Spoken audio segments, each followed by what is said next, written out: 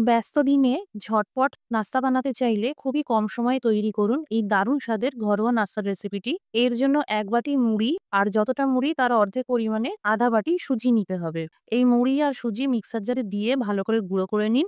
একে একে দিয়ে দিন স্বাদ মতন লবণ, ১ চা চামচ চিনি, কালারের জন্য সামান্য করে হলুদ গুঁড়ো আর কাশ্মীর লঙ্কার গুঁড়ো, কুচানো ধনেপাতা, ১ চামচ করে ভাজা জিরের গুঁড়ো আর চাট মশলা সব একসাথে ভালো করে মিশিয়ে নিন। এবার অল্প করে জল দিয়ে একটা মাঝারি ঘনত্বের ব্যাটার তৈরি করুন। এই ব্যাটার ১০ মিনিটের জন্য সেট হতে রেখে দিন। এদিকে একটি পাত্রে কুচানো একটা গাজর, ক্যাপসিকাম আর পেঁয়াজ সব একসাথে দিয়ে দিন। নিরামিষভাবে খেতে চাইলে পেঁয়াজটা বাদ দেবেন। সামান্য করে বিট লবণ, ১ চা চামচ চিলি ফ্লেক্স, আধা চামচ গরম মসলার গুঁড়ো ভালো করে মিশিয়ে নিন। ফ্রাইং প্যানে অল্প করে তেল ব্রাশ করে ১ হাতা ব্যাটার ঢেলে দিন। এবার ওপর থেকে এই সবজির মিশ্রণটা অল্প করে দিয়ে দিন। কম আঁচে ঢেকে একদিকটা ভেজে নিন। ১-২ মিনিট পর উল্টিয়ে দিয়ে অপর দিকটাও ভেজে নিন। পছন্দ মতন চাটনি বা সস দিয়ে পরিবেশন করুন।